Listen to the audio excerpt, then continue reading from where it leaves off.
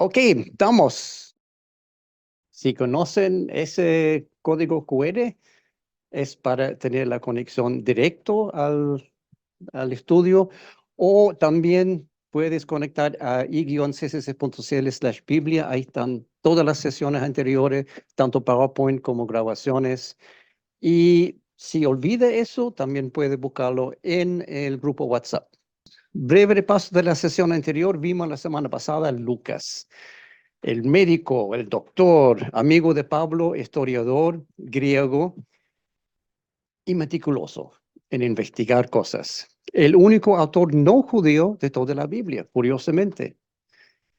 Destaca Lucas que Jesús es el Hijo del Hombre y también el Hijo de Dios. Esos son como los dos puntos.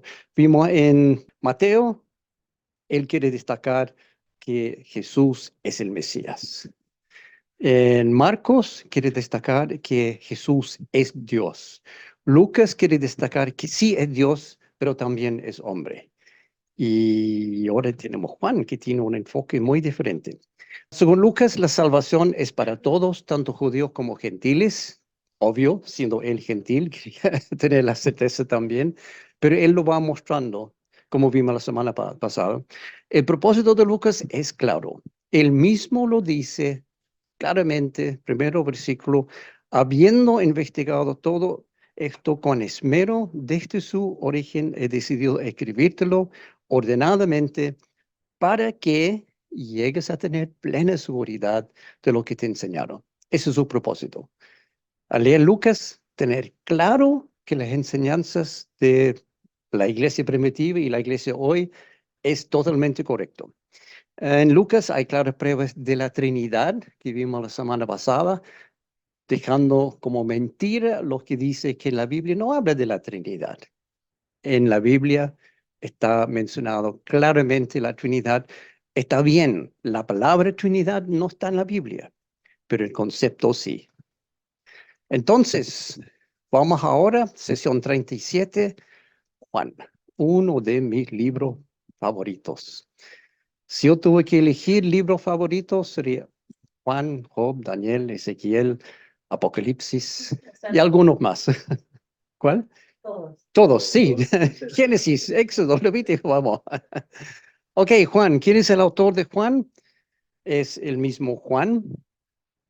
Ojo, hay varios Juan en la Biblia. Para tener claridad, estamos hablando del discípulo que también es apóstol y también escribió 5 libros. Es judío, sí, es amigo de Jesús y él se refiere a sí mismo como el discípulo amado. Vamos a entender por qué en un rato. Fecha escrita, aprox 85-95, o sea, al fines del primer siglo, más o menos 30, 40 años después de los otros evangelios y 50, 80 después de la resurrección. Juan es el último en escribir el evangelio, es el último en escribir en la Biblia. Apocalipsis también es de Juan y los expertos dicen que escribió Apocalipsis probablemente en el año 97. Contexto histórico de Juan, probablemente fue escrito en Éfeso. Hay evidencia externa en la Biblia que dice Juan era algo como obispo en la iglesia de Éfeso ya a fines del primer siglo, con la iglesia establecida, está en crecimiento. Y bueno, vamos a volver a un poco más de la vida de Juan, pero probablemente él escribió este libro cuando estaba en Éfeso. Y en ese momento están muertos todos los demás apóstoles. Es el único que queda con vida en el año 90, 95. Contexto geográfico, mayormente Judea, o sea, el sur de Israel. Versículo clave. Jesús hizo muchas otras señales en presencia de sus discípulos, las cuales no están registradas en este libro. Pero estas se han escrito para que ustedes crean que Jesús es el Cristo, el Hijo de Dios, y para que al creer en su nombre tengan vida. Juan deja claro cuál es el propósito aquí y vamos a ver ese versículo después para entenderlo mejor. Tema principal del libro, Jesús es divino. Es el Hijo de Dios, es Dios. Y él agrega algo más que los otros no habían dicho. Solamente mediante Jesús hay salvación y vida eterna. Propósito, evangelizar. Si quieres evangelizar, lea Juan. Ahí tiene todas las pistas, toda la evidencia, todas las palabras necesarias. Por medio de mostrar mediante señales que creer en Jesús, quien es Dios, es la única manera de obtener la vida eterna. No hay otra. No hay más nombres, no hay más caminos. Lo que dicen hoy en día mucho, bueno, todas las religiones llegan a Dios. Mentira. Solo Jesús llega a Dios. Comencemos con los primeros tres evangelios, los sinópticos, si se acuerdan esa palabra. Hay tres evangelios sinópticos, que es una palabra rebuscada que quiere decir que son parecidos. Cuentan la misma historia con otra palabra, de otro punto de vista, pero dicen lo mismo. Y Juan es diferente, no es sinóptico. Pero como hicimos con ellos, antes de conocer el libro, vamos a conocer el autor. Y esto es raro porque aunque en el libro mismo, en ninguna parte dice, yo soy Juan escribiendo, pero es casi seguro que sea el apóstol Juan. Hay tres menciones de Juan en otra parte de la Biblia, en Mateo 10, en Marcos 7, en Lucas, pero en Juan no hay ninguna mención de Juan. Y eso es altamente entendible si él es autor, pero sería raro si él menciona a sí mismo en el libro. Sería como un poco de orgullo, haciendo de como lucir cuando no corresponde. Entonces, simplemente por ese hecho, él está mencionado en varios otros libros, pero no en este. Por lo tanto, ya hay una pista que él es el autor. Pero el libro igual hace referencia a Juan en forma indirecta varias veces, como por ejemplo aquí van tres escrituras donde el mismo Juan habla de Juan, pero sin usar el nombre Juan. Uno de ellos, el discípulo a quien Jesús amaba, estaba reclinado sobre él. Simón Pedro y otro discípulo seguían a Jesús, y como el otro discípulo era conocido del sumo sacerdote, entró en el patio del sumo sacerdote con Jesús. Pedro, en cambio, tuvo que quedarse afuera junto a la puerta. El discípulo conocido del sumo sacerdote volvió entonces a salir, habló con la portera de turno y consiguió que Pedro entrara. Es el Señor, dijo a Pedro, el discípulo a quien Jesús amaba. Ahí está Juan hablando de sí mismo, pero sin hablar de sí mismo. El de medio está como más rebuscado, y el otro discípulo que está conocido por el sumo sacerdote, pero ahí está diciendo en forma humilde, eso soy yo. Yo estuve presente en estas ocasiones, pero no quería usar su nombre. Hay uno más que es realmente la prueba definitiva, que Juan es el autor, y esta primera vista no es muy diferente, pero vamos a después entender de qué se trata aquí. Juan 21, 20 al 24. Al volverse, Pedro vio que lo seguía el discípulo a quien Jesús amaba, el mismo que en la cena se había reclinado sobre Jesús y había dicho, Señor, ¿quién es el que te va a traicionar? Al verlo, Pedro preguntó, Señor, ¿y este qué? Jesús dijo, si quiero que él permanezca vivo hasta que yo vuelva, ¿a ti qué? Tú solo sígueme. Por este motivo corrió entre los hermanos el rumor de que aquel discípulo no moriría. Pero Jesús no dijo que no moriría, sino solamente, si quiero que él permanezca vivo hasta que yo vuelva, ¿a ti qué? Este es el discípulo que da testimonio de estas cosas y las escribió, y estamos convencidos de que su testimonio es verídico. Ahí está el punto clave. Este discípulo que está aquí en esta situación soy yo, el que estoy testimonio, el que estoy escribiendo estas cosas. Ahora, por proceso de eliminación, la única posibilidad para tal discípulo que Jesús amaba, que está escribiendo en este momento, es Juan. No voy a entrar en detalle, pero no hay otra posibilidad. es Juan el autor de este libro y finalmente externa a la Biblia hay evidencia de Ireneo, Policarpo, Clemente de Alejandría y Tertuliano, que son padres de la iglesia. Por ejemplo, para poner algo de contexto, todo estos nombres raros, Policarpo es discípulo de Juan. Juan tenía discípulos y Policarpo hay registros que él escribió diciendo que Juan escribió esto. Tertuliano, perdón, aquí estoy confundiendo. Ayúdame, Fran, ¿es Ireneo o Tertuliano que es discípulo de Policarpo? Creo que es Tertuliano. ¿No? Ireneo, uno de los dos, es discípulo de Policarpo y él dice lo mismo. Juan escribió este libro. Por lo tanto, realmente no hay duda que el autor de este libro es Juan. Muchos hoy en día tratan de decir, no, Mateo no escribió Mateo, Lucas no escribió Lucas, y Juan no escribió Juan, y Pedro tampoco escribió Pedro, y Pablo tampoco escribió. Son todas mentiras. Hay pruebas sólidas en la Biblia, externa a la Biblia, para el autor de cada uno de los libros. Y Juan también escribió otros 4 libros en el Nuevo Testamento que se llama Primero de Juan, Segundo de Juan, Tercero de Juan, muy original los nombres, y después Apocalipsis. Y todos quieren, ya, ok, saltamos directo a Apocalipsis. Yo quiero saber Apocalipsis. Bueno, tendré que esperar algunas semanas más. ¿Quién es Juan entonces? Ya sabemos que es el autor, pero ¿quién es? La primera mención de Juan se encuentra en Mateo. Mientras caminaba junto al lago de Galilea, Jesús vio a 2 hermanos. Uno era Simón, llamado Pedro, y el otro Andrés. Estaban echando la red al lago, pues eran pescadores. Vengan, síganme, dijo Jesús, y los haré pescadores de hombres. Al instante dejaron las redes y lo siguieron.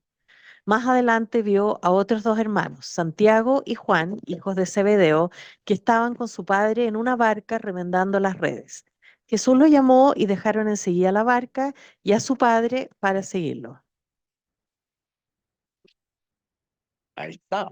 Por lo tanto, sabemos que Juan es pescador, es hijo de un tipo que se llama Zebedeo, hermano de Santiago. Ojo, confusión. Santiago tiene 2 nombres. A veces se llama Santiago, a veces se llama Jacobo. Es lo mismo. No hay que confundirse. No hay 2 personas aquí. Son solamente 2 hermanos. Y Jesús lo llamó a ser uno de los primeros discípulos. En Marcos hay datos interesantes referente a Juan y Santiago o Jacobo, depende de cómo quiere llamarlo. Por ejemplo, Estos son los 12 que él nombró. Simón, a quien llamó Pedro, Santiago y su hermano Juan, hijos de Zebedeo, a quienes llamó Boanerges, que significa hijos del trueno. el nombre más raro que puso el Señor, hijo del trueno. ¿Por qué sería? Quizás por el evento que ocurre en Lucas, capítulo 9. Como se acercaba el tiempo de que fuera llevado al cielo, Jesús se hizo el firme propósito de ir a Jerusalén. Envió por delante mensajeros que entraron en un pueblo samaritano para prepararle alojamiento. Pero ahí la gente no quiso recibirlo porque se dirigía a Jerusalén. Cuando los discípulos Santiago y Juan vieron esto, preguntaron, Señor, ¿quieres que hagamos caer fuego del cielo para que los destruya? Pero Jesús se volvió a ellos y los reprendió. O sea, solamente porque no está interesado. Ahí están los hijos del trueno. Señor, quiero mandar fuego del cielo para quemarlos todos. Obviamente están un poco pólvora estos dos. Están muy entusiasmados, pero el Señor dice claramente, oye, olvídalo, nada que ver. Que mande llamar fuego del cielo solamente porque la gente no quiere recibir. Bueno, parece que estos hermanos eran muy impulsivos, muy fervorosos, celosos, entusiastas, y podemos entender de dónde viene su actitud mediante algo escrito en Marcos. Entonces la madre de los hijos de Zebedeo, junto con ellos, se acercó a Jesús y arrodillándose le pidió un favor. ¿Qué quieres? Preguntó Jesús. Ella le dijo, ordena que en tu reino uno de estos dos hijos míos se siente a tu derecha y el otro a tu izquierda. Nada más ni nada menos. O sea, cuando llegue al cielo, está Jesús y aquí está Juan y aquí está Jacobo. Eso es lo que quiere ella. Bueno, se puede entender, esta familia tiene algún, bueno, no voy a nombrarlo, pero entusiasmo se puede decir. Con una madre así, no es tan sorprendente que sus hijos resulten ser hijos del trueno. Es el nombre que Jesús puso. Nota, para repetir, Jacobo, el hermano de Juan, también se llama Santiago y la Biblia usa ambos nombres indistintamente. Vamos a ver, hoy no voy a mencionar más, pero cuando dice Santiago es Jacobo. Cuando dice Jacobo es Santiago, es lo mismo. También Juan era parte del círculo cercano de Jesús. Tenía los 12, sí, pero también tenía un grupo muy cercano de 3 discípulos que están permitidos acompañar a Jesús en los eventos más importantes de su ministerio. Por ejemplo, en Mateo 17, 1 y 2. 6 días después Jesús tomó consigo a Pedro, a Santiago y a Juan, el hermano de Santiago, y los llevó aparte a una montaña alta. Ahí se transfiguró en presencia de ellos. Su rostro resplandeció como el sol y su ropa se volvió blanca como la luz. No dejó que nadie lo acompañara excepto Pedro, Santiago y Juan, el hermano de Santiago. Fueron a un lugar llamado Getsemaní, se llevó a Pedro, a Santiago y a Juan y comenzó a sentir temor y angustia. Esos son solamente 3 ocasiones, pero queda claro que Jesús tenía este grupo de discípulos que están muy cercanos al Señor. Tenía la confianza en el Señor. El Señor confiaba. No es que no confió en los demás discípulos, pero tenía una relación especial con Pedro, Juan y Santiago, Jacobo. Años después de la muerte y resurrección del Señor, las autoridades ya se pusieron muy duro con este grupo de 3, lo vieron como amenaza y fueron perseguidos intensamente. Según Hechos, el libro que vamos a ver la próxima semana, y como parte 2 de Lucas. Lucas, el autor es de su libro Lucas y también de Hechos. Esto es años después. En ese tiempo el rey Herodes hizo arrestar a algunos de la iglesia con el fin de maltratarlos. A Santiago, hermano de Juan, lo mandó a matar a espada. Al ver que esto agradaba a los judíos, procedió a prender también a Pedro. Esto sucedió durante la fiesta de los panes sin levadura. O sea, este grupo, Herodes, tampoco hay que confundir los Herodes, hay varios Herodes, eso vamos a ver en otra oportunidad, pero este Herodes, rey, dijo, bueno, aquí estos 3 son peligrosos, por lo menos voy a matar a uno, y viendo que le gustó a los judíos, dice, ok, entonces Pedro y después Juan, eso fue la intención, no llegó a eso, pero eso fue la intención. De los 12 apóstoles, según fuentes externas a la Biblia, Juan fue el único en no morir violentamente por su fe. Todos los demás murieron martirizados, menos Juan. Pero no piense que Juan escapó a la ligera, porque fue encarcelado en la isla de Patmos, donde escribió el libro de Apocalipsis, y según Tertuliano fue hervido en aceite, pero sobrevivió milagrosamente. Eso no está en la Biblia, pero es uno de los padres de la iglesia que dice, Juan fue hervido en aceite y sobrevivió. Y porque sobrevivió, lo mandaron a Patmos. Y después, cuando murió ese César, no me acuerdo cuál era. Y cuando murió ese César, ahí fue liberado de Patmos y volvió a Éfeso, para poner un poco de perspectiva. Pero Juan el único que murió de vejez. Sin embargo, pasó por cosas terribles. Ok, ahora sabemos algo del autor, podemos llegar a conocer el libro en sí, y este es muy diferente a los otros tres evangelios. Primero, por las cosas que no incluye.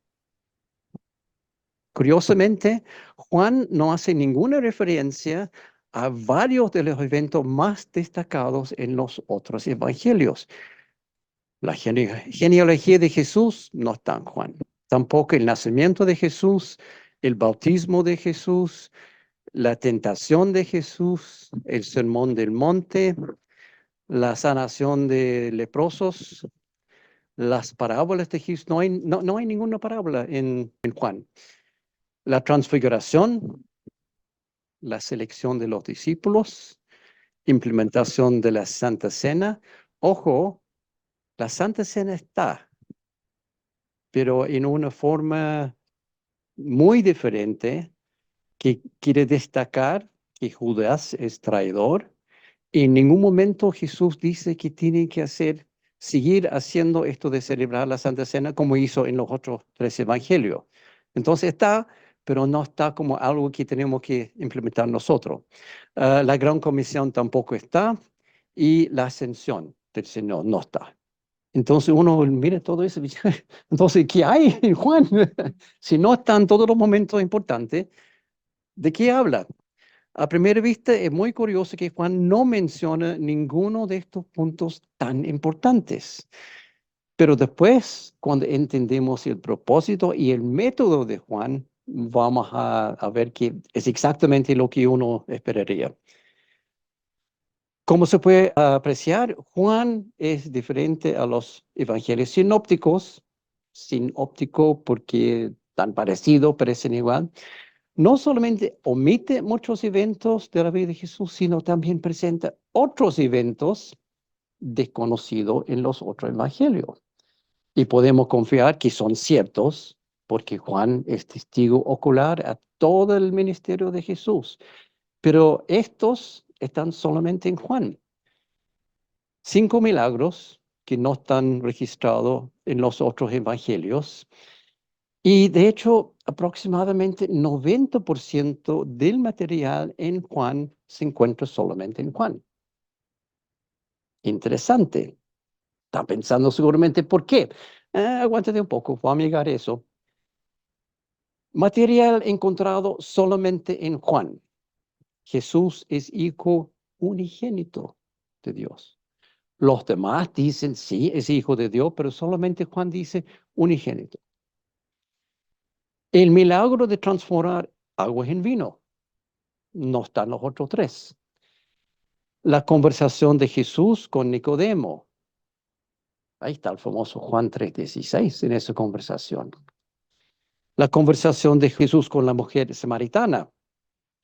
Jesús y la mujer sorprendida en adulterio. Solamente en Juan. La resurrección de Lázaro. Solo en Juan. Jesús lavando los pies de los discípulos. Solo en Juan. El discurso de Jesús a sus discípulos con énfasis en el Espíritu Santo. El Señor está enseñando referente al Espíritu Santo. Y mira aquí, capítulos 14, 15, 16. Es algo importante para el Señor y importante para Juan. La oración final de Jesús en capítulo 17, solamente en Juan. O sea, hay muchas cosas que están aquí en Juan que no aparecen en ninguna otra parte de la Biblia, pero son cosas que conocemos bastante. Además, Juan cubre el ministerio de Jesús principalmente en Judea, o sea, en Jerusalén y los alrededores, en la parte sur de Israel. Y los otros tres evangelios hablan más que nada de su ministerio en Galilea, Capernaum, más al norte. Y Juan pone énfasis en el rey y los otros tres en el reino. Hay diferencia, eso es una diferencia un poco más sutil, pero para Juan es importante destacar que Jesús es rey del reino de Dios. ¿Por qué entonces el libro es tan diferente?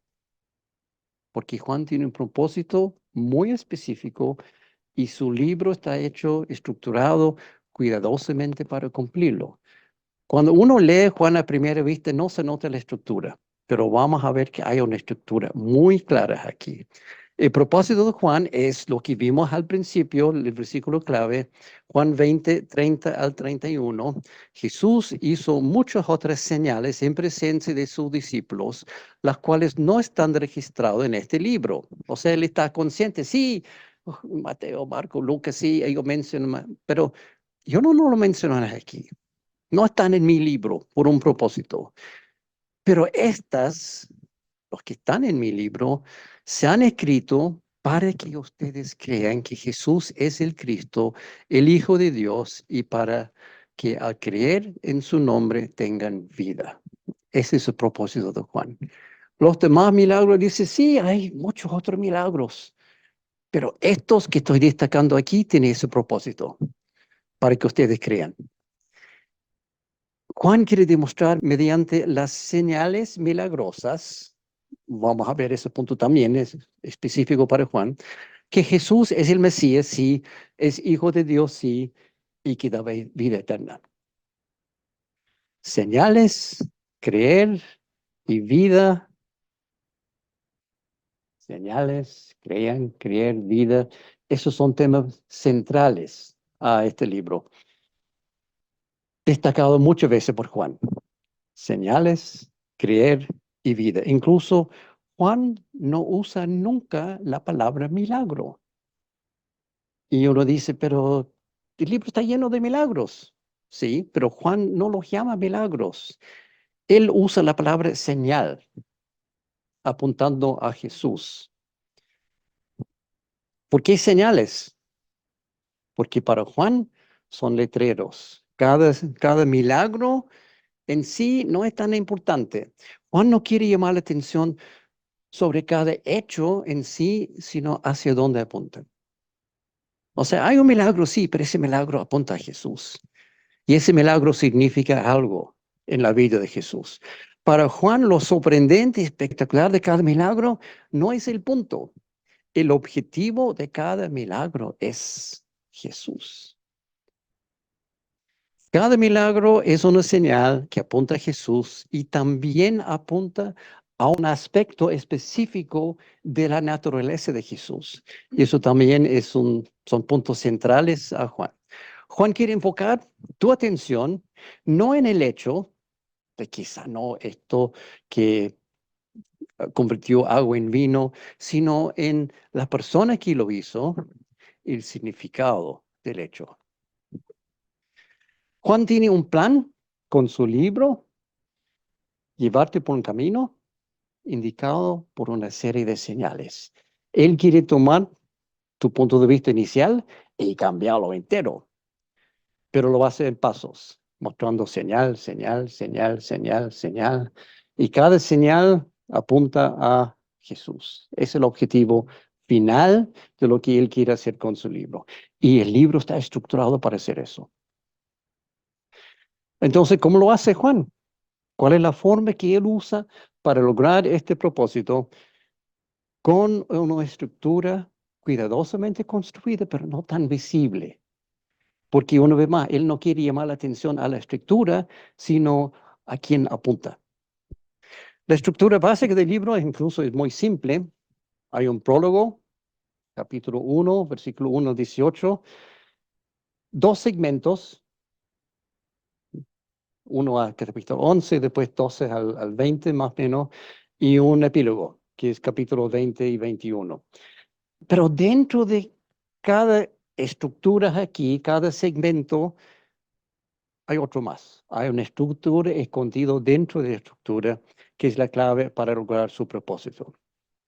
Ok, para entender esto, antes de profundizar en la estructura de Juan, si tiene tu Biblia, abre tu Biblia al primer versículo, primer capítulo, donde habla de Jesús, el inicio de todo el universo, la creación de todo, de repente la luz resplandece, la creación del mundo, el inicio de la vida y todo esto. Entonces, ¿dónde va a abrir tu ¿Dónde va? ¿En qué libro va a abrir tu Biblia? Si está pensando en abrirlo en Génesis, te tengo malas noticias. Incorrecto. Todo eso está mencionado en Génesis, pero lo profundo aquí es en otra parte. Los primeros versículos de la Biblia, cronológicamente, no están en Génesis. ¿Dónde están? En Juan, capítulo 1. ¿No me creen? Vamos a ver los primeros eventos cronológicos en toda la historia del mundo en Juan, capítulo 1, 1 al 18.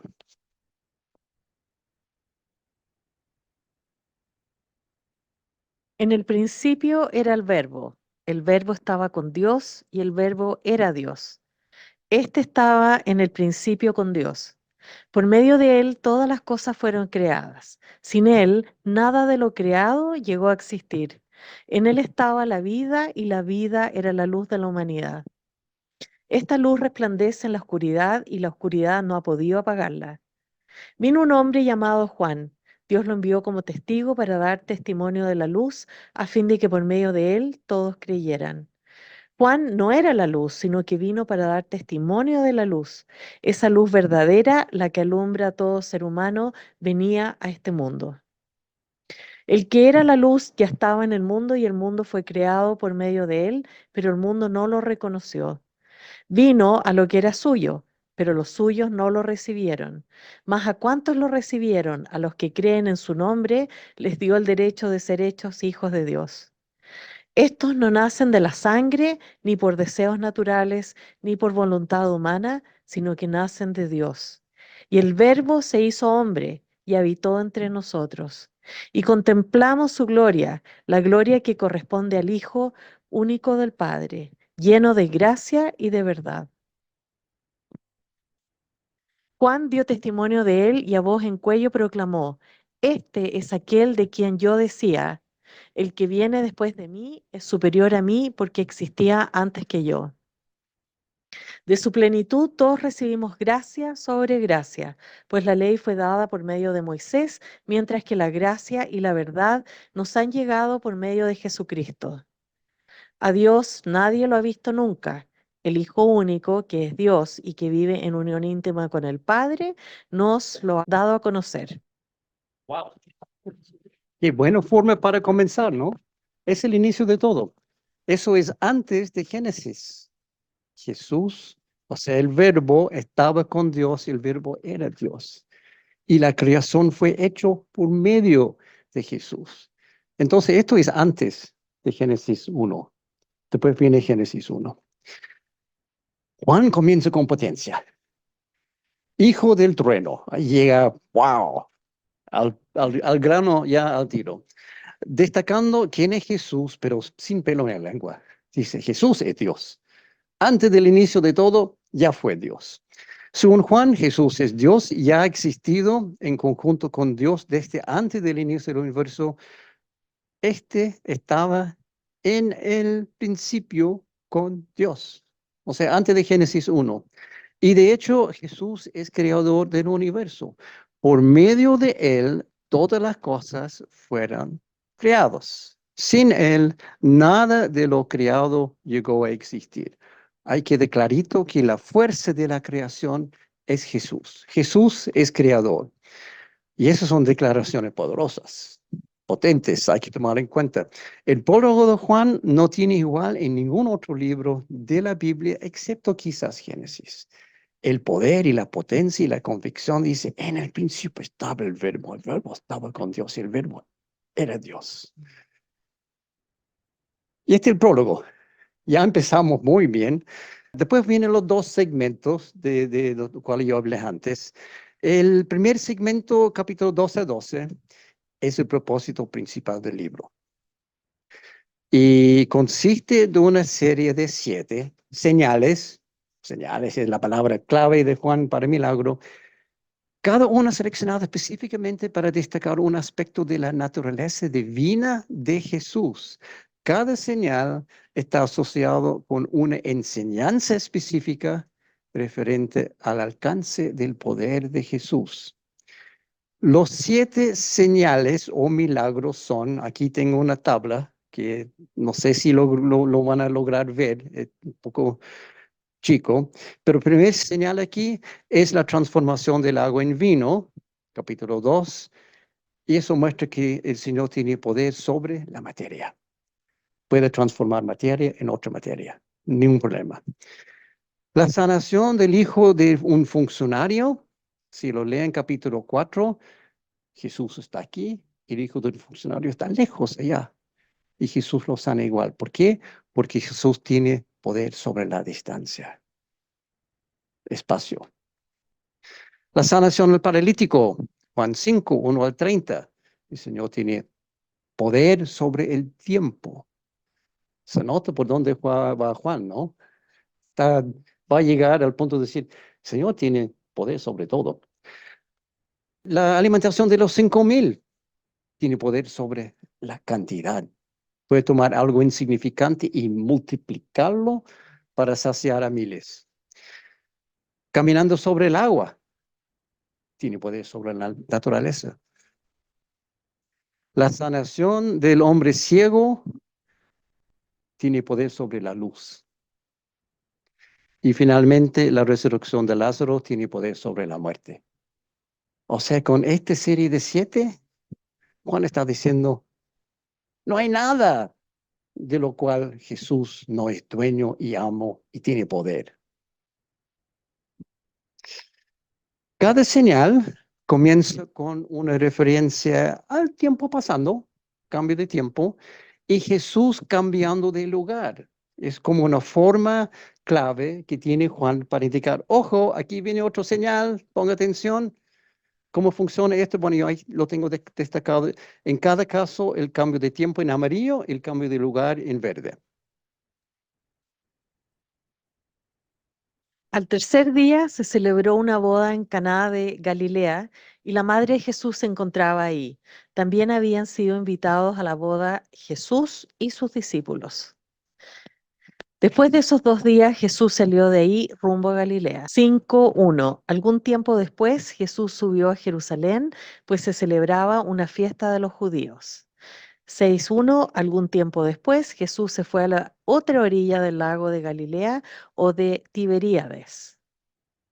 6:15. Pero Jesús, dándose cuenta de que querían llevárselo a la fuerza y declararlo rey, se retiró de nuevo a la montaña él solo. Cuando ya anochecía, sus discípulos bajaron al lago. 8:59. Entonces los judíos tomaron piedras para arrojárselas, pero Jesús se escondió y salió inadvertido del templo. 10:40. Entonces volvió Jesús al otro lado del Jordán, al lugar donde Juan había estado bautizando antes, y ahí se quedó. Se nota aquí claramente en cada caso, verde, cambio de lugar, amarillo, el tiempo pasa. Cuando ya anochecía. Entonces, después de eso, ese es como el punto, como una bandera que cuando dice, oh, ponga atención, aquí viene algo nuevo, Jesús cambia de posición y hay un cambio de tiempo. Por ende, hay 7 señales, cada una de ellas asociado de un cambio de ubicación y posteriormente cada señal también es asociado con uno de los aspectos de la naturaleza divina de Jesús. Vamos a ver ese punto. Aquí Juan tiene todo entrelazado, interconectado. A primera vista como se ve complicado, pero no es complicado. Juan lo deja destacado en forma muy sencilla. Está claro que Juan tomó mucho tiempo y mucho cuidado al escribir este libro. La estructura no es tan obvia cuando la lees, pero cuando empiezas a analizarlo se vuelve muy clara. Y es lo que vamos a hacer ahora. Pero ¿por qué 7 señales? 7 ubicaciones. ¿Por qué no 9 o 5 o 3 o 12? ¿Por qué 7? A Juan le gustan los números. Le gusta el número 7 mucho, pero otros números también. Cuando llegamos a Apocalipsis, vamos a ver que Juan utiliza muchos números. 7, 3, 12. Hay varios, 6 también, y 666, obvio. Y cada uno tiene un significado. No son números cualquiera. Juan utiliza números simbólicos que tienen significado para el pueblo judío. Entonces, cuando él habla de 7, los judíos entendieron claramente. En su cultura, el número 7 es el número de Dios, el número de perfección, de plenitud, de ser completo. Eso es lo que quiere decir el número 7 en cultura judía. Por lo tanto, si hay 7 señales, eso simboliza que las señales que hizo Jesús son perfectas y completas. No se necesitan más, no necesitan menos. 7 es un número perfecto y claramente son de Dios, porque 7 es el número de Dios. Juan, aquí solamente por usar 7, está diciendo Jesús es Dios y tiene el mismo poder de Dios. Además de 7 señales, también hay varios otros 7. Juan le encantan los números en el libro de Juan. Por ejemplo, hay 7 testigos referente a quién es Jesús. Y el séptimo testigo acá, quizás lo van a encontrar interesante. Juan capítulo 1, hay un testigo que se llama Juan Bautista, obvio, y su testimonio es, este es el Hijo de Dios. Si quieren leerlo, aquí están las escrituras. Segundo testigo aquí se llama Nataniel, y él dice, tú eres el Hijo de Dios, tú eres el Rey de Israel. Tercer testigo se llama Simón Pedro, o sea, el apóstol Pedro, y él dice, tú eres el Santo de Dios. Se nota aquí los testamentos aquí, lo que están dando testimonio es lo mismo, cada caso. Juan 11 viene Marta y ella dice, tú eres el Cristo, el Hijo de Dios, el que había de venir al mundo. Después viene Juan 20, Tomás que dudó del Señor, realmente se levantó, Señor mío y Dios mío. Para poner el contexto de eso, están en el aposento alto, todos los discípulos después de la resurrección de Jesús, y están diciendo a Tomás, vimos al Señor, vino para acá, y Tomás dice, sí, claro que sí. Estoy parafraseando, obviamente. Y después Jesús llega a parar ahí frente a Tomás y dice, Tomás, aquí está mi mano, aquí estoy yo, aquí está a mi lado, pon tu mano, tu dedo. Y Tomás dice, Señor mío y Dios mío. Después está el testigo que se llama Jesús. Él mismo dice, yo soy el Hijo de Dios. Y el séptimo testigo es alguien que yo creo que conocen. Eres tú. ¿Por qué? Porque al final del libro van a reconocer que Jesús es el Cristo, es el Hijo de Dios, y al creer en su nombre tengan vida. Otra vez, número 7, 7 testigos aquí escondidos, pero número perfecto. No se necesitan más ni menos. Estos son todos los testigos necesarios para probar que Jesús es Dios, es Hijo de Dios. Pero hay otros 7 adicional, y este 7 es el más importante de todo y es el clave para entender el resto del libro, la secuencia de 7 yo soy. Vimos la semana pasada y también antepasada que ese yo soy de Jesús, cuando Jesús dice yo soy, está diciendo yo soy Dios porque está usando el nombre de Dios realmente. Y aquí no es una vez, sino 7 veces. Y cada uno tiene un propósito específico. Cada yo soy está asociado con una de las 7 señales que vimos antes y los 7 alcances del poder y autoridad de Jesús. O sea, materia, cantidad, distancia, tiempo, naturaleza, energía y muerte. Cada yo soy tiene que ver con uno de esos. Toma en cuenta el profundo significado de la frase yo soy para los judíos, dado que en el idioma hebreo yo soy es el nombre personal de Dios. Eso es lo que vimos en sesión 35 en Marcos, vimos en detalle cómo funciona eso. Por ende, con cada yo soy, Jesús está diciendo que Él es Dios, otra vez, con absoluta y completa autoridad, poder y control de uno de los 7 aspectos. Parece que estoy como dando vuelta en círculo acá, pero es importante entender eso y tan claro. Los 7 yo soy son, cada uno asociado con un milagro, una señal, el texto en Juan 6, el Señor dice, yo soy el pan de vida. No sé si pueden verlo a esa distancia, los que están en transmisión quizás pueden agrandar un poco la pantalla para verlo. Jesús dice, yo soy el pan de vida. ¿Y cuál es el resultado? El que a mí viene nunca pasará hambre. ¿Y eso está asociado con cuál milagro? Alimentando a los 5,000. Yo soy el pan. Juan 8, yo soy la luz del mundo. El que me siga no andará en tinieblas, tendrá la luz de la vida. Señal asociado con sanación del ciego. El ciego no tenía luz, Jesús lo sanó y tenía luz. Juan 10, yo soy la puerta. ¿Qué? ¿Qué puerta? El que entra por la puerta será salvo, asociado con sanación del paralítico. La relación no se queda tan clara en ponerlo así de simple, pero lea Juan capítulo 10 y 5, y ahí lo va a entender mejor. Yo soy el buen pastor. El buen pastor da su vida por sus ovejas, asociado con sanación del hijo del funcionario, que estaba muy lejos. Porque el buen pastor, aunque está lejos, va a sanar a su oveja. Yo soy la resurrección y la vida.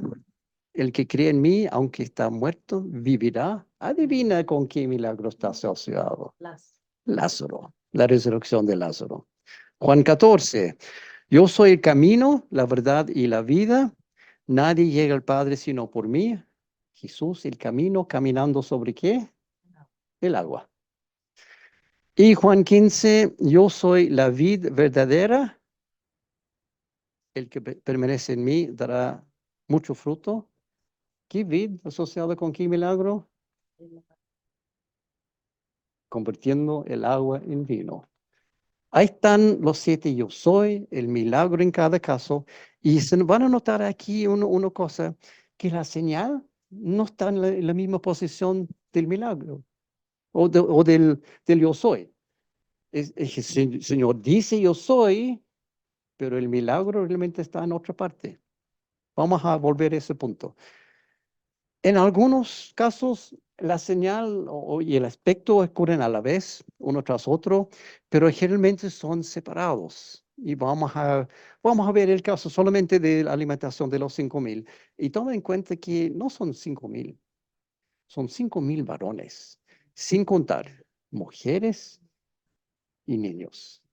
Ponte que son 15,000, 20,000, quién sabe cuánto podría ser, pero mucho más que 5. Todos alimentados con un par de panes y un par de pescados. Aquí vamos a leer esto, es muy interesante. Algún tiempo después, Jesús se fue a la otra orilla del lago de Galilea o de Tiberíades, y mucha gente lo seguía porque veían las señales que hacía en los enfermos. Entonces subió Jesús a una colina y se sentó con sus discípulos. Faltaba muy poco tiempo para la fiesta judía de la Pascua. Cuando Jesús alzó la vista y vio una gran multitud que venía hacia él, dijo a Felipe, ¿dónde vamos a comprar pan para que coma esta gente? Esto lo dijo solo para ponerlo a prueba, porque él ya sabía lo que iba a hacer. Ni con 200 denarios, el salario de aproximadamente 3 meses de trabajo, podríamos comprar suficiente pan para darle un pedazo a cada uno, respondió Felipe. Otro de sus discípulos, Andrés, que era hermano de Simón Pedro, le dijo, aquí hay un muchacho que tiene 5 panes de cebada y 2 pescados, pero ¿qué es esto para tanta gente? Hagan que se sienten todos, ordenó Jesús. En ese lugar había mucha hierba, así que se sentaron. Los varones adultos eran como 5,000. Jesús tomó entonces los panes, dio gracias y distribuyó a los que estaban sentados todo lo que quisieron. Lo mismo hizo con los pescados. Una vez que quedaron satisfechos, dijo a sus discípulos, recojan los pedazos que sobraron para que no se desperdicie nada. Así que recogieron los pedazos que habían sobrado de los 5 panes de cebada y llenaron 12 canastas. Al ver la señal milagrosa que Jesús había realizado, la gente comenzó a decir, En verdad, este es el profeta que había de venir al mundo. Aquí está el milagro. Ningún yo soy. Ninguna indicación de qué se trata esto. Incluso ahora viene la separación entre el milagro y el yo soy. En los próximos versículos, los discípulos suben al barco, van al otro lado y Jesús camina sobre el agua. O sea, un milagro que no tiene nada que ver con los panes, con los 5.000. Y el día siguiente, la multitud da cuenta, oh, no están aquí, fueron al otro lado. Entonces ellos también van al otro lado y tienen una conversación con el Señor. Y ahí sigue, segunda parte de este milagro.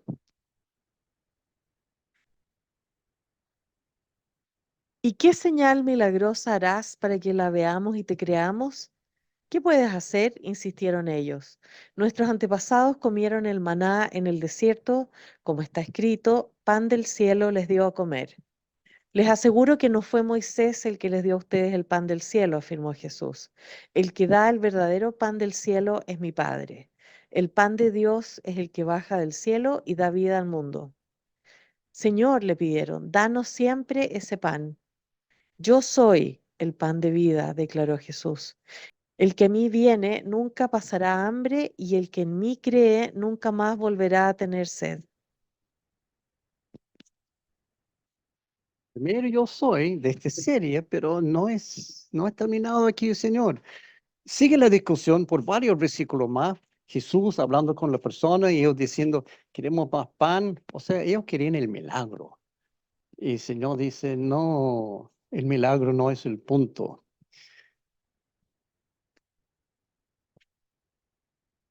Les aseguro que el que cree tiene vida eterna.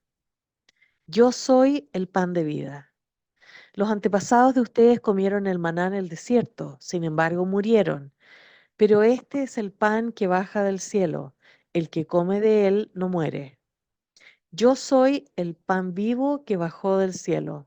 Si alguno come de este pan, vivirá para siempre. Este pan es mi carne y lo daré para que el mundo viva.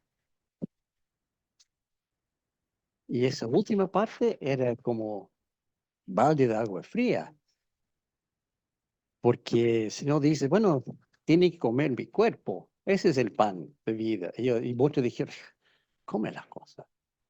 ¿Comer el cuerpo de otra persona? No.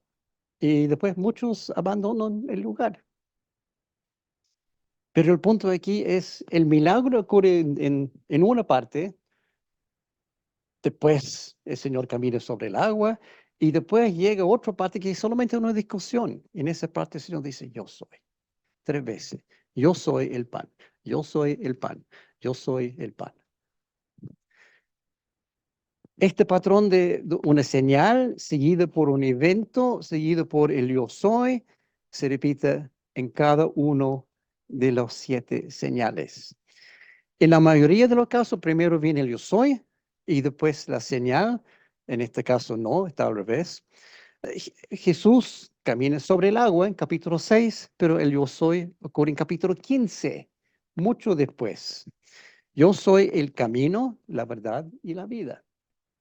Y el caso opuesto, Jesús primero dice, yo soy la luz del mundo en capítulo 8, pero la señal asociada, o sea, sanación del ciego, en capítulo 9. Pero siempre hay una asociación.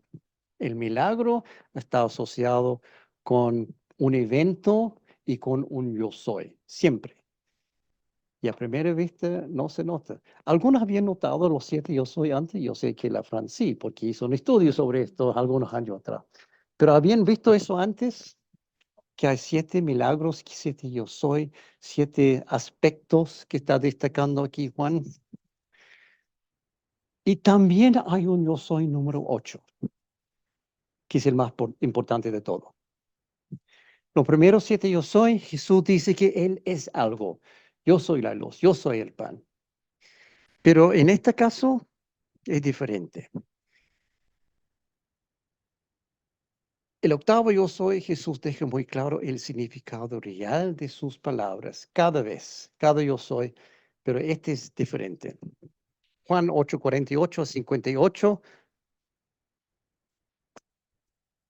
No tenemos razón al decir que eres un samaritano y que estás endemoniado, replicaron los judíos. Para poner un poco de contexto aquí, llega un grupo de fariseos y saduceos y líderes religiosos y están conversando con Jesús y aquí lo están insultando. No lo vemos tan claramente. Dice, ¿no es verdad que eres un samaritano? Eso es insulto terrible para un judío. Samaritano es como decir, tu madre y tu padre no están casados. Entonces naciste ilegítimo. No eres hijo de Dios, no eres hijo de Abraham. Los samaritanos eran un pueblo odiado por los judíos. Entonces ellos están insultando de la peor forma. No tenemos razón en decir que tú eres samaritano y además endemoniado. O sea, esto es duro. Sigamos. No estoy poseído por ningún demonio, contestó Jesús. Tan solo honro a mi Padre, pero ustedes me deshonran a mí. Yo no busco mi propia gloria, pero hay uno que la busca y él es el juez. Les aseguro que el que cumple mi palabra nunca morirá. Ahora estamos convencidos de que estás endemoniado, exclamaron los judíos. Abraham murió y también los profetas, pero tú sales diciendo que si alguno guarda tu palabra, nunca morirá. ¿Acaso eres tú mayor que nuestro padre Abraham? Él murió y también murieron los profetas. ¿Quién te crees tú? Si yo me glorifico a mí mismo, les respondió Jesús, mi gloria no significa nada. Pero quien me glorifica es mi Padre, el que ustedes dicen que es su Dios, aunque no lo conocen. Yo, en cambio, sí lo conozco. Si dijera que no lo conozco, sería tan mentiroso como ustedes, pero lo conozco y cumplo su palabra. Abraham, el padre de ustedes, se regocijó al pensar que vería mi día, y lo vio y se alegró. Ni a los 50 años llegas, dijeron los judíos. ¿Ya has visto a Abraham? Jesús afirmó, les aseguro que antes de Abraham naciera, yo soy. Bomba atómica. Antes que Abraham naciera, yo soy. Aquí, Señor, está diciendo claramente, Yahvé, antes que naciera Abraham, yo ya existía. Y el Abraham, la padre de la nación, eso fue, wow, bomba atómica para ellos. El Señor está diciendo con este octavo yo soy que todos los otros 7 yo soy son iguales. Y se declara Dios, básicamente.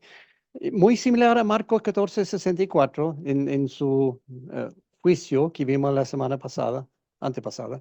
Aquí Jesús dice sin duda que Él es Dios, porque está usando el nombre personal de Dios para referirse a sí mismo. Quizás nosotros no entendemos eso a primera vista, la gravedad de lo que está diciendo aquí, pero los judíos presentes entendieron perfectamente. Vemos su reacción en el versículo siguiente. Entonces los judíos tomaron piedras para arrojárselas, pero Jesús se escondió y salió del templo. Atravesando por en medio de ellos, se fue. Querían matarlo al instante, sin juicio, sin nada. Dijiste que dio piedras. Y por una forma milagrosa el Señor sale, desaparece. O sea, los 7 yo soy, más uno, de Juan son el corazón de su evangelio, porque demuestra uno por uno que Jesús tiene poder, autoridad y soberanía sobre todo. Tiempo, espacio, materia, energía, salud y hasta la vida y la muerte. Ese es el propósito de Juan en el primer segmento. No hay nada sobre lo cual Jesús no tiene autoridad. Primer segmento de Juan termina con la resurrección de Lázaro y Jesús declarando, yo soy la resurrección y la vida. El que cree en mí vivirá, aunque muera. Y todo el que vive y cree en mí no morirá jamás. Ya termina el primer segmento y los 7 yo soy. Primer segmento de Juan a veces se conoce como el libro de las señales, por razones obvias, porque son todos señales. Segundo segmento es el libro de la gloria, porque es el relato de la muerte y resurrección de Jesús, o sea, su glorificación. Y aquí hay muy pocos señales. Diferente a los evangelios sinópticos, este segmento es mucho más personal, humano. Habla del Señor, habla de los discípulos, su relación con los discípulos es muy personal. Comienza en capítulo 12 con Jesús siendo ungido por María y también lavando los pies de sus discípulos. Y en capítulo 13 con la última cena, y Juan sabe usar palabras. Aquí hay un ejemplo de 4 palabras que cambia todo. Vamos a ver cómo funciona. Juan 13, 21 al 30. Durante la última cena. Dicho esto, Jesús se angustió profundamente y afirmó, les aseguro que uno de ustedes me va a traicionar. Los discípulos se miraban unos a otros sin saber a cuál de ellos se refería. Uno de ellos, el discípulo a quien Jesús amaba, estaba reclinado sobre él. Simón Pedro hizo señas a ese discípulo y le dijo, pregúntale a quién se refiere.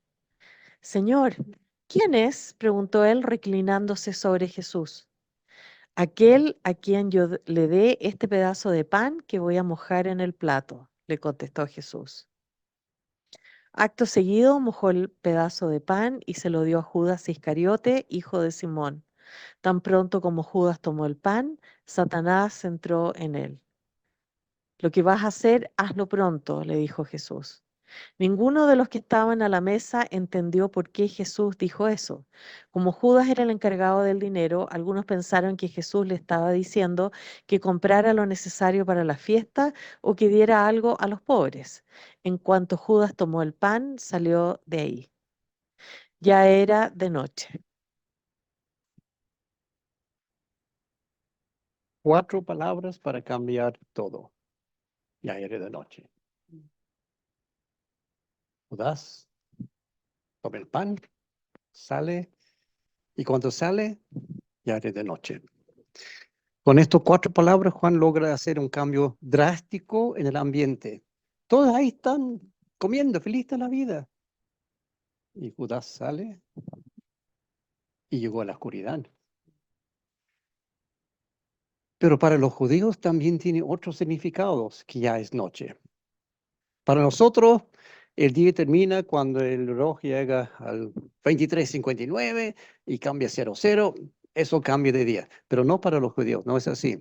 Para ellos, el cambio ocurre cuando el sol se pone justo debajo del horizonte. Ese último pedazo de sol es el momento cuando un día cambia el otro día.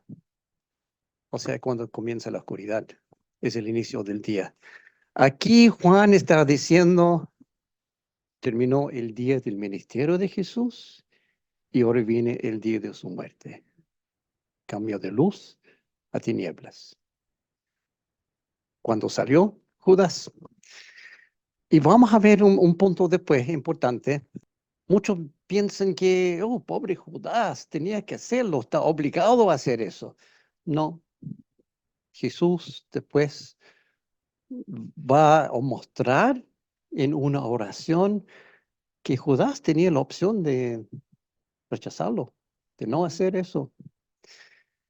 Ok, en este segundo segmento, libro de la glorificación, Juan relata eventos, conversaciones e interacciones que muestran las relaciones entre las personas, como ningún otro libro. Por ejemplo, capítulos 14, 15, 16 es una conversación o un discurso de Jesús con los 11 discípulos que todavía quedan, porque en este momento Judas ya salió y, bueno, no voy a entrar en detalle lo que pasó con su guate después. Ah, justo antes de la crucifixión. Imagínense, el Señor sabe en pocas horas, Él va a la cruz, pero toma el tiempo para estar con sus discípulos. Y Él está tratando de hacerles entender que Él tiene que irse, que es necesario por su propio bien de los discípulos. Juan 16, 19, 22.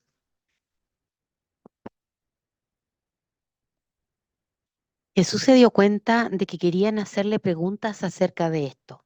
Entonces les dijo, ¿se están preguntando qué quise decir cuando dije, dentro de poco ya no me verán y un poco después volverán a verme? Les aseguro que ustedes llorarán de dolor, mientras que el mundo se alegrará. Se pondrán tristes, pero su tristeza se convertirá en alegría. La mujer que está por dar a luz siente dolores porque ha llegado su momento, pero en cuanto nace la criatura se olvida de su angustia por la alegría de haber traído al mundo un nuevo ser.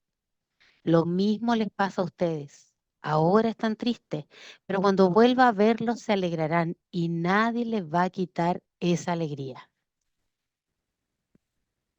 Es el contexto aquí.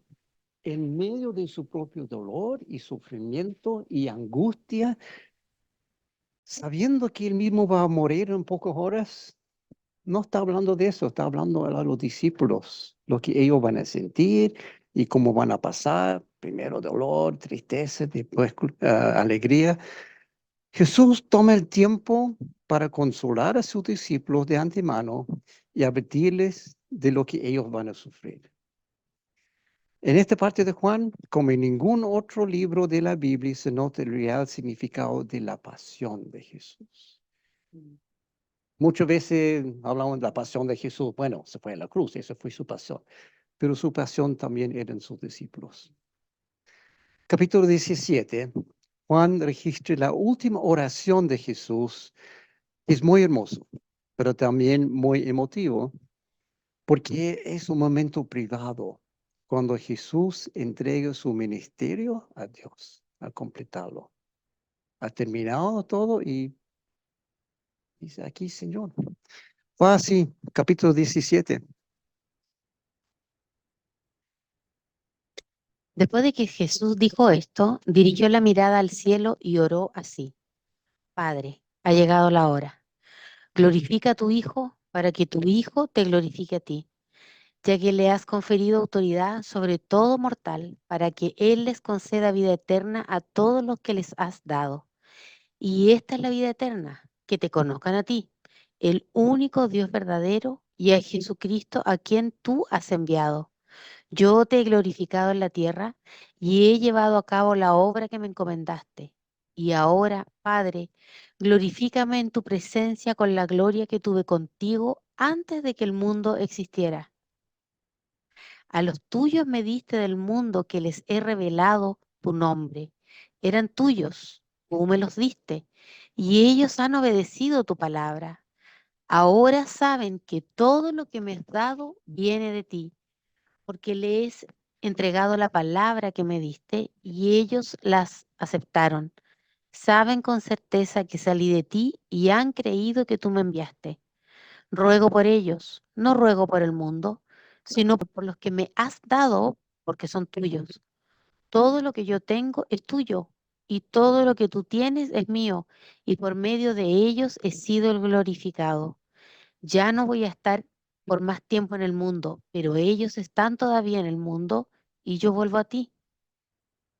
Padre Santo, protégelos con el poder de tu nombre, el nombre que me diste, para que sean uno, lo mismo que nosotros. Mientras estaba con ellos, los protegía y los cuidaba mediante el nombre que me diste, y ninguno se perdió, sino aquel que eligió perderse, a fin de que se cumpliera la escritura. Ahora vuelvo a ti, pero digo estas cosas mientras todavía estoy en el mundo, para que tengan mi alegría en plenitud. Yo les he entregado tu palabra y el mundo los ha odiado porque no son del mundo, como tampoco yo soy del mundo. No te pido que los quites del mundo, sino que los protejas del maligno. Ellos no son del mundo, como tampoco lo soy yo. Santifícalos en la verdad. Tu palabra es la verdad. Como tú me enviaste al mundo, yo los envío también al mundo. Y por ellos me santifico a mí mismo, para que también ellos sean santificados en la verdad. No ruego solo por estos, ruego también por los que han de creer en mí por el mensaje de ellos, para que todos sean uno. Padre, así como tú estás en mí y yo en ti, Permite que ellos también estén en nosotros, para que el mundo crea que tú me has enviado. Yo les he dado la gloria que me diste, para que sean uno, así como nosotros somos uno, yo en ellos y tú en mí. Permite que alcancen la perfección en la unidad, y así el mundo reconozca que tú me enviaste y que los has amado a ellos tal como me has amado a mí. Padre, quiero que los que me has dado estén conmigo donde yo estoy, que vean mi gloria, la gloria que me has dado porque me amaste desde antes de la creación del mundo. Padre justo, aunque el mundo no te conoce, yo sí te conozco y estos reconocen que tú me enviaste. Yo les he dado a conocer tu nombre y seguiré haciéndolo para que el amor con que me has amado esté en ellos y yo mismo esté en ellos.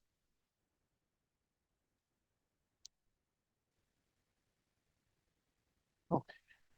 En la última oración de Jesús, Jesús ruega básicamente por otros. Por sí mismo, sí, menciona a sí mismo, pero en el contexto que, Señor, tú me diste, tú me entregaste estos, están conmigo todavía, menos el que no quiso. Y ahí eso yo había dejado subrayado aquí. Judas Iscariote tenía la oportunidad, no era obligación. Él podría no haber traicionado al Señor, tenía esa opción, pero lo hizo. Por sus discípulos, claro, está orando, pero también Jesús está orando por ti y por mí. No sé si dieron cuenta de esto.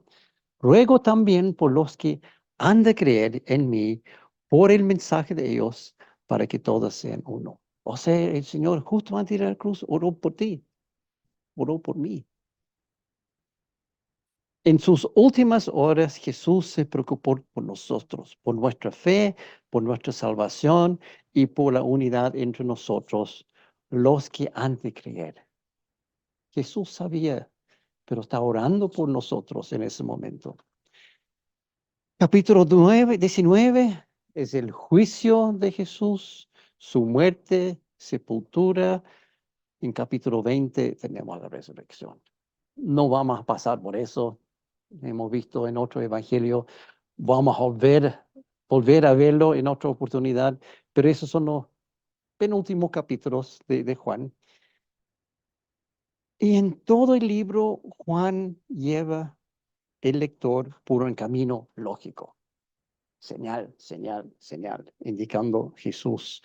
Argumentando de principio a fin que Jesús es Dios, es el Hijo de Dios, tiene autoridad, soberanía y poder sobre todo, y es el único camino para llegar al cielo. Ese es su argumento principal por todo el libro. Termina con Juan firmando su libro. ¿Sabéis que está firmado este libro? Y testificando de que todo el contenido es verdadero y correcto porque él mismo fue testigo ocular de los eventos. Juan 21, 24, 25, los últimos versículos. Este es el discípulo que da testimonio de estas cosas y las escribió. O sea, aquí estoy firmando yo, sin mencionar mi nombre. Y estamos convencidos de que su testimonio es verídico. Aquí está hablando referente a sí mismo en plural. Estamos convencidos. Jesús hizo también muchas otras cosas, tantas que si se escribiera cada una de ellas, pienso que los libros escritos no cabrían en el mundo. Jesús hizo tantas cosas, pero estos son los importantes, lo que Juan puso aquí. Ahora, muchas personas hoy en día dicen que Jesús fue un gran maestro, buen hombre, un gurú sabio, tal vez incluso profeta, dicen algunos, pero niegan que fuera Dios. Ahí está el problema. Sí, Jesús existió, gran maestro, gran hombre muy moral, muy ético. Enseñó muchas cosas, enseñó muchas verdades. Pero hay un problema enorme con esa afirmación. Piénsalo un poco, lógicamente. Jesús dijo que Él es Dios.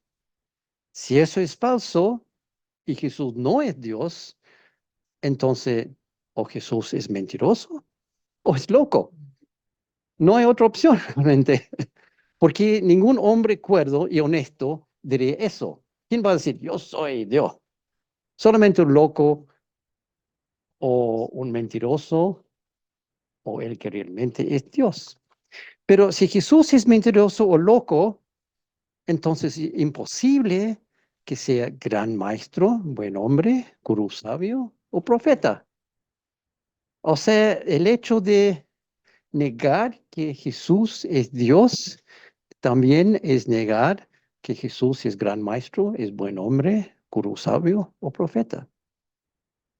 Oh, problema grave para los que nieguen eso, pero dice que no, era gran hombre.